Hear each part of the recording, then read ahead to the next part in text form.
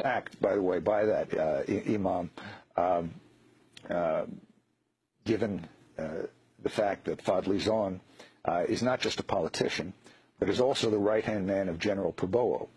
Prabowo is the most notorious mass-killing general in Indonesia.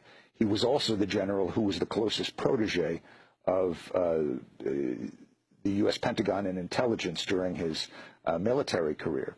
So Fadli Zon was attacked by Prabowo was instrumental in East Timor. Yes, he did massacres in Timor and many other places. But now it is his right-hand man, Fadli Zon, who was appearing with Trump at Trump Tower, helping in the initial stages of launching the campaign, and who is now one of the main supporters of this movement, which has as its final goal the toppling of Indonesia's democratically elected president. And among the generals, and this is in a piece that I've been working on, and maybe by the time this airs, the piece will have already been released, that have been complicit in one degree or another in this movement, include General Prabowo, General Wiranto, who is currently still under indictment for war crimes in Timor, General Gatot, who is currently the commander of the Indonesian Armed Forces. We'll be back with investigative journalist Alan Nairn in 30 seconds.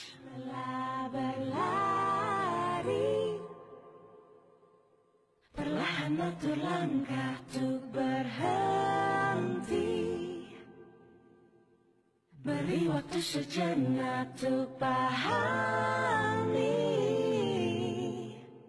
bisik suara dalam hati.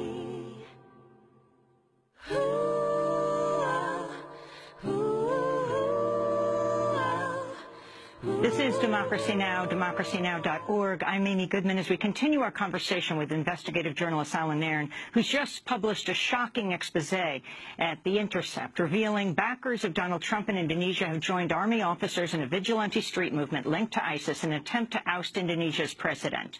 I asked Alan Nairn to talk more about Trump's connection to Fadli Zon, the Indonesian politician who was seen with Trump at Trump Tower during the presidential campaign.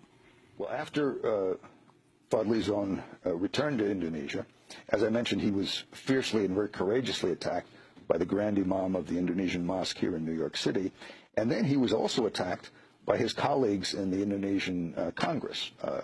Fadli was and is the #2 person in the Indonesian Congress. And they tried to censure him for appearing with Donald Trump on the grounds that it was unethical. And as the Imam had pointed out, the thing that Trump is famous for in U.S. politics is being a racist and being anti-Islam.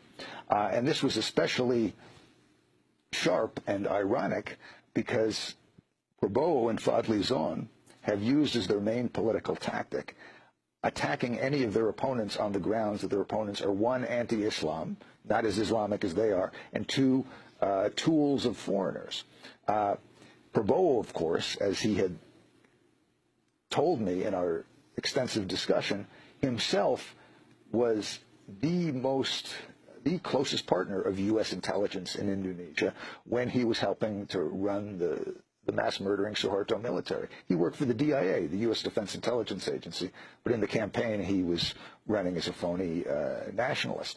So after he returned to Indonesia, Fadli Zon was under pressure from the Congress. He, in the end, escaped any serious censure, but he did not repudiate Donald Trump. He became Donald Trump's most vocal defender within Indonesian politics.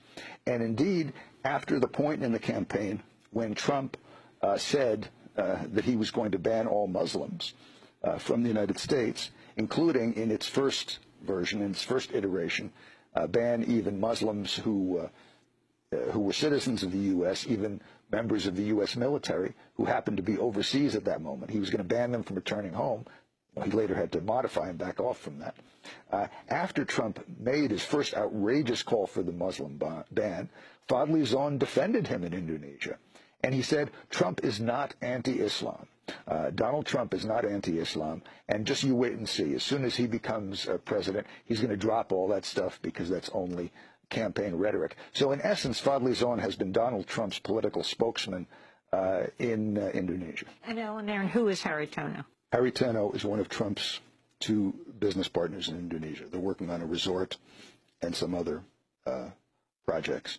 And there was recently a report within BIN, the Indonesian intelligence agency, which asserted that Haritano was covertly donating funds to the coup involving the FPI and the generals. Haritano is a media magnate like Trump.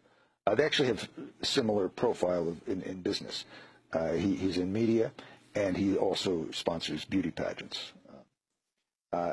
Tano's media stations have been, in a sense, propaganda wings of the coup, the street coup movement, to the extent to which they were actually officially admonished by the Indonesian State Broadcasting Board, which is usually a very weak, quiescent body. So these stations have been serving as kind of the propagandists for Trump, and the internal intelligence For Trump. As propagandists for the coup movement.